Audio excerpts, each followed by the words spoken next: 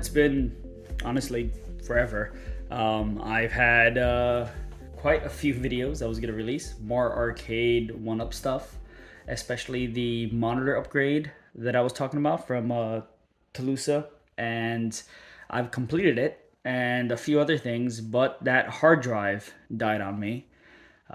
So fun times is not the enclosure, the actual hard drives himself died, and I just recently found some of those videos. So I'm gonna finally get to edit those and release those, even though they were made probably like 3 months ago and might be a little out of date since the website is back and kicking now.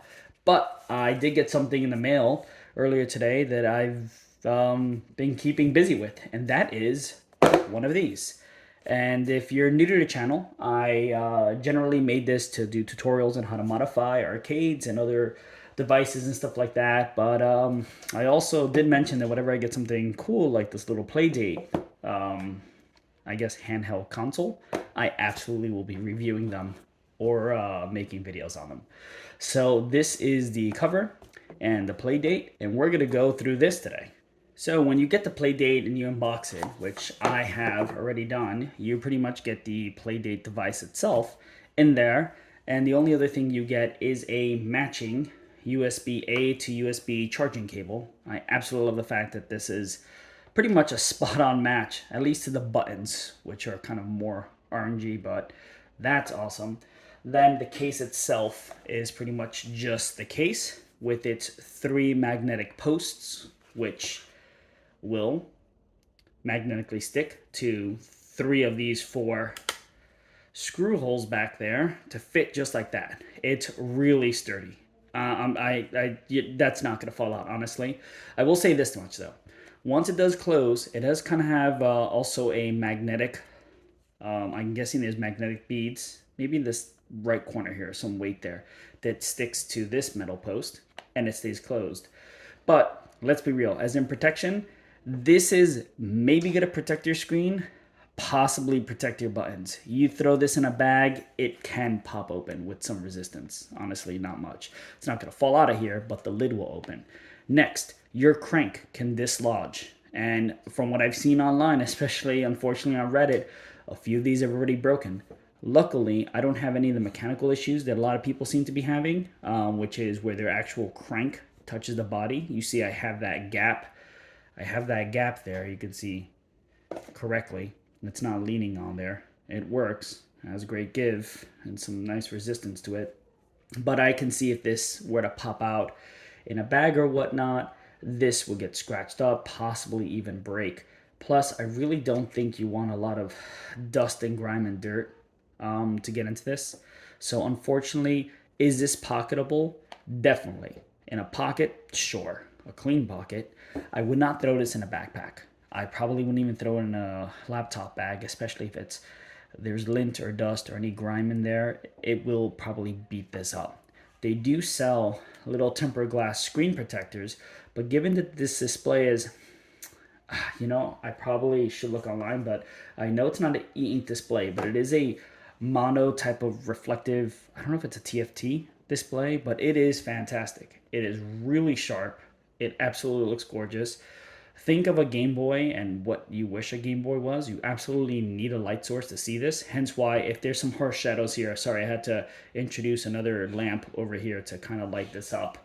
But yeah, this isn't something you're going to be playing in the dark unless you're bringing your own lamp, or unless you're bringing one of those little coiled worm lights that you used to plug into a Game Boy. Now, you can probably bring a cell battery powered little clip light like you would add to a book. They can easily clip onto here to do that, but at that point it's probably not worth the trouble. I mean, unless you're a 10-year-old kid and you're playing under the covers when you should be sleeping. Let's be real. I don't think these were geared towards 10-year-olds. I think these are geared more towards 30 or 40-year-olds that want to feel 10 again. So nostalgia is a hell of a thing, and I am a sucker for it, and this thing is absolutely gorgeous. So to take a good look at it, Teenage Engineering, who made this, has made phenomenal stuff before. The work that comes out of that group is fantastic. I personally don't have it, but I've seen some of their synthesizer stuff. A friend that personally has one, and it's great. The industrial design, the way things are made, you know, this feels solid. And unfortunately, it also has a soft plastic that feels like it gets scratched up with some keys or coins, but it's great. The buttons feel good. I don't have any issues on mine, luckily. I mean, I feel very lucky after reading that some people have some screen issues or this or that. I've also only had it for about 24 hours, so we'll see what happens. But I'll pretty much go through some basic stuff we have here. I will also go through side loading an app. I'm gonna purchase and sideload the game Bloom, which is probably the first indie game or third party game, I should say, I saw that I was like, absolutely, I gotta get that in there. So let's start off by powering this thing on. Oh, sorry, hold on. Okay, I was in the process of a game. Let me go ahead and go back to the home screen. So, as soon as you turn this on for the first time, you will be greeted with a couple of screens you have to click OK to. Some direction, that very cool little animation you deal with at the beginning, which I absolutely love. I shouldn't say deal, you interact with. You have to press buttons to get through it. You can skip it. But you also get greeted with the addition to add Wi-Fi, which you immediately want to do. The reason why is the seasons, the way this works, is they're going to give you 2 games every week. And honestly, it starts on the day you activate this online. So, you know, it checks your local time with the internet. If you get this and it's close to midnight, I don't know if that means you're going to get your games over midnight. I'll probably update that. But I would immediately register this so your first day and your second pack of games will get in as soon as possible. So the first 2 games you get are Whitewater Wipeout, which is by far my favorite game so far of these 2, and the Casual Birder. So more of a cranking kind of adventure timing game. I really shouldn't say adventure. It's more like a timing type of game. Like think of those, you know, worm games and stuff like that. Then Casual Birder is more of like a RPG type of game. So the games are automatically there, but they will have updates. And when you turn them on, at least Casual Birder told me, hey, there's a new version of this that fixes a lot of things. So how you get to that to make sure that your games are up to date is you press this little home button here, go down to settings, and you go to games. And in games, if you have any updates, you can force to check here. If you have any updates, it will be there for you to download. As you can see, I have 3.6 gigabytes free so far, my games. I have 2 games so far. I have my Wi-Fi, my local time, some device info. This is where you can check for system updates. Another thing, if you're receiving these and it's pretty much after April of 2022, you're going to have a system update. There's already been at least 3 updates, if I'm not mistaken. So as soon as I started this, I was greeted with the option to do a firmware update, and I did it. It took me maybe 5 minutes. And again, I don't have the fastest internet here, so that absolutely worked. I went ahead and did an input test. My device information, I went to the actual website itself, and I changed the name that was registered, which was a series of numbers. I believe it was kind of a serial number, and I've changed it. So now the device says it's registered under my name. I'll just go ahead and I will go through each game just for a couple seconds. I'm sure lots of people have a lot of good footage of the games. I'll just go through showing how the cranks will work and stuff like that. And then we're gonna go through side loading a game. Press A to start. This is the crank one, it'll tell you to bring it down, facing down. And then your crank is pretty much your gyroscope. You also have an impending wave behind you, so if you don't hurry up, you will go ahead and get hit by that wave on the background. This is really smooth. I mean, there's great resistance in this crank. It's kind of what I hoped it would be. To back out, you can go to home at any time. You can also press this home button or this menu button to pause a game, which is great. I don't think that Whitewater Wipeout has a pause that I've noticed, so home button, I guess, is that pause button. Casual Birder, again, this is kind of something that you play through. Let me go ahead, look what I have.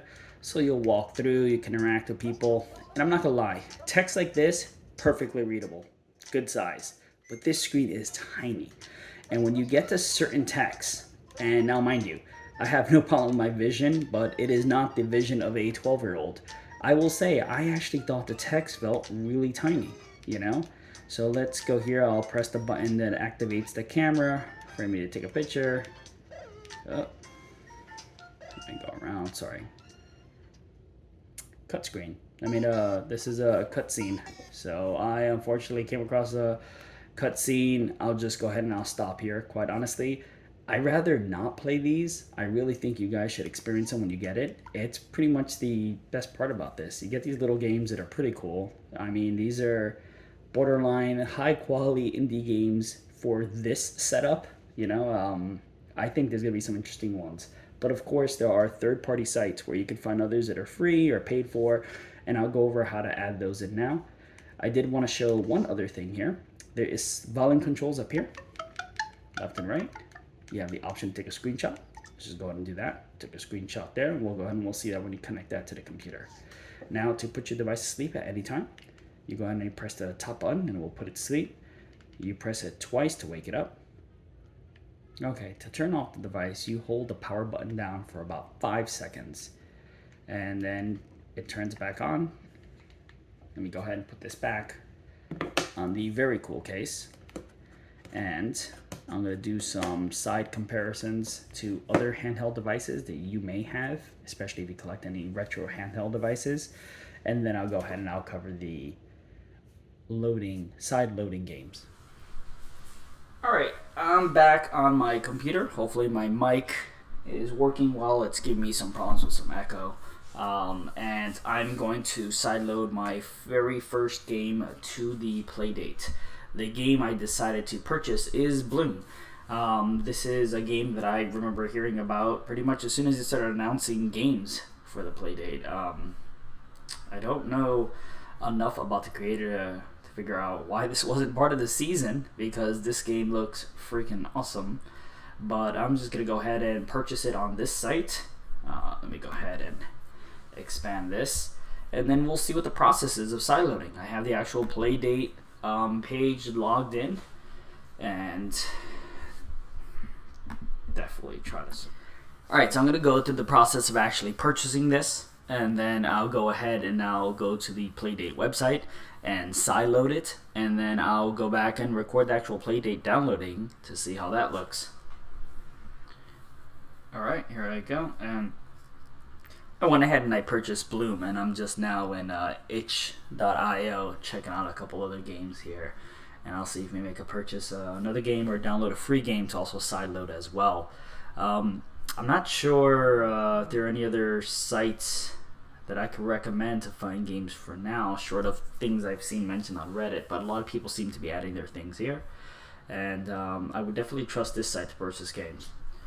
Okay, so on my desktop I went ahead and I copied the 2 games that I purchased. I'm going to go ahead and go to the sideload screen. I'm logged in. I clicked on sideload. I'm going to choose the file. Let me go to my desktop here. And let's go ahead and start with Bloom. See, uploading. Let's see.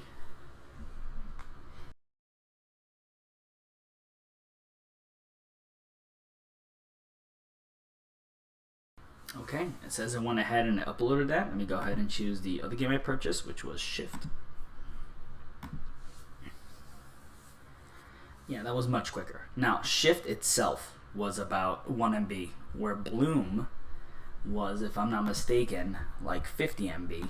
So, honestly, that didn't take that long. Yeah, 51 MB for its size. Now, it told me that I need to go to Settings Games in order to find this on the list and then download them to my system. So I'm going to go ahead and stop the screen capturing now, go back to my camera and show you that on the actual device. Okay, now I'm back at the actual device. I'm going to go ahead and wake it now. I'm going to double tap on that. Sorry if you hear scratching in the background. My dog apparently wants to get in here really bad. I'm going to go to Games, and I'm going to go up, refresh list, and I am waiting. Go ahead and bring it closer. Let's see. There you go. I now see on the bottom Shift and Bloom. I'm going to go ahead and click on Shift first. I'm going to go ahead and bring this closer to the camera for this. Install game. Continue. Okay. And given this is less than an MB, of course it's downloading quickly. And it's installing quickly. That's great. Let me go back and go do the same for Bloom. Now here's an example of a large game, being that it's almost 61 MB. Sorry for reflections in the screen. The screen is highly reflective in a good way. It'll catch light from pretty much any angle. So that's going to take a while downloading. I'm going to go ahead and leave this here and we'll time lapse that up. And this stand up like so. No, this doesn't really hold it. Oh, hold it at an angle. There you go. Great. So Bloom has been downloading for about, I don't know, I want to say 5 minutes now. But there's something I wanted to talk about while it's downloading, and that's the size of the buttons on the D-pad. Now, let's see if I can get my caliper to give me a proper size. This thing's been really finicky lately. And it's telling me about 8.8 millimeters. Now, I actually thought when I first started using these that the button size was pretty similar to the Game Boy Micro. And it is, it's practically the same size. I'll go ahead and look at the Game Boy Color as well, which is the same exact size as the Micro, which is a little bit bigger than what you have on a standard switch button. And the switch buttons are tiny, man. It says 7.2 millimeters. Again, this might be off by 0.1 millimeter, but the fact is that the buttons are larger than what you have in a Switch controller.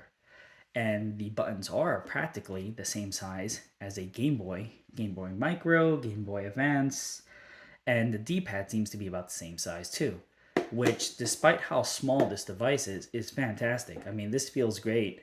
You know, the buttons feel great, the D-pad feels great, and you know, I'm just happy with how it came out.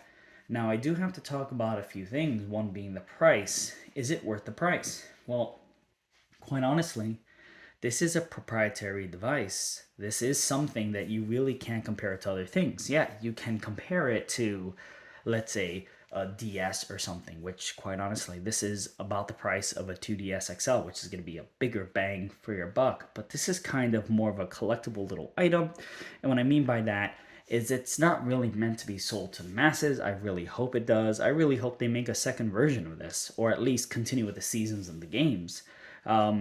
And you know what? If they ever did make a second version of this, I do love the monochromatic, the screen, but you know, a backlight would be great. You know, keep the same screen technology, like a e-ink technology, but if I can get a Kindle that lights up my screen from cool to warm and it doesn't really take away from that paper looking effect, add that here. Despite the fact that I'm sure the refresh rate of a e-ink display wouldn't work here, just saying. And vibration. You know, vibration motor would be great. It already has accelerometer and everything. Those would be the only two things I add to it. But I'm getting ahead of myself. Is this worth the price? For someone like me that collects handheld games and loves indie games and quite honestly just loves what Panic is trying to do here, absolutely. For other people, to buy this as a gift for a gamer that maybe didn't want this or didn't research and get excited for it, I don't know if it's worth that price. Especially with the very big, glaring issue of the fact that is it as of June of 2022, if you pre-order this today, you're not going to get it until next year because of all the delays. I mean, this device itself is about a year delayed. So I'd say if you already pre-ordered it, you know what you're getting to, you're excited for it. When you get it, you're going to be excited. It's exactly what I hoped it'd be. And I've only played a few games so far. Is it something I'm going to be playing for hours and hours at end? For the first few weeks, sure. And then it's probably going to go in my display case until new games come out for me to try. And that's perfectly fine. For someone like me, it's an investment because it is part of what I collect and I choose to spend money on if I'm going to spend any extra money on items. This is a display piece for me. Now, for people that really don't know what this is or don't get it, like they don't get the purpose of it, don't get it. It's literally not for you then. I wouldn't recommend it for its price, especially, God forbid you got to pay some scalper prices. Don't do it. I really wouldn't help the scalper eBay community if you can avoid it. So, that's just my 2 cents on that. while we're here installing Bloom, and I'm gonna come back once it's finally installed and see how those look. So how cool is that? Sideload Games also appear to you as a gift to open, which from what I understand is what you get when you have new games to download in your season. So that was Bloom. This should be Shift. Awesome. And there are the games. Obviously they didn't take as much room. Bloom probably took about, I want to say about 10 minutes to download and install. Shift was like less than a minute. But, you know, the games are here, they work, and that is how you sideload games. Honestly, I love that it's all wirelessly, you know, to just do it through the website itself. I'm sure there's a way for you to connect this to a PC and do it that way as well.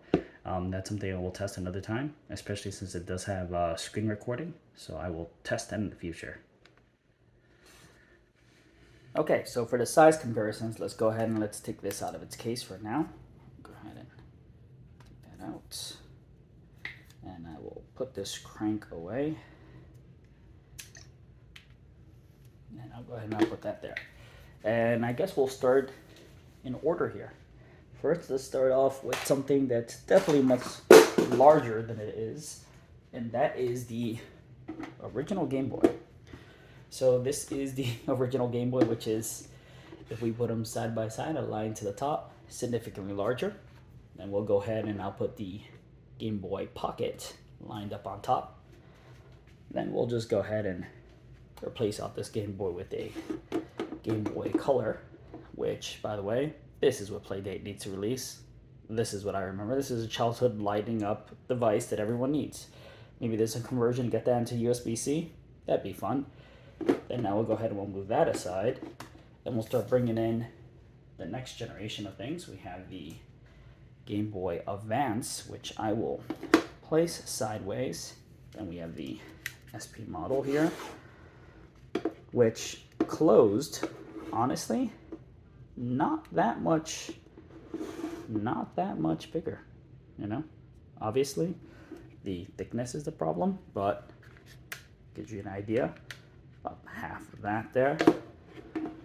Then now here's the one thing that would probably compare to it. And finally, the only thing that I can say has a smaller screen, the Game Boy Micro. So the Game Boy Micro is significantly heavier thickness.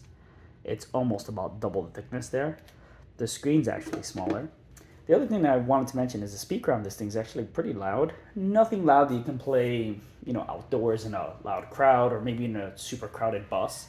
But, you know, if you're playing in an office at home, you know, in a bedroom, loud enough, definitely.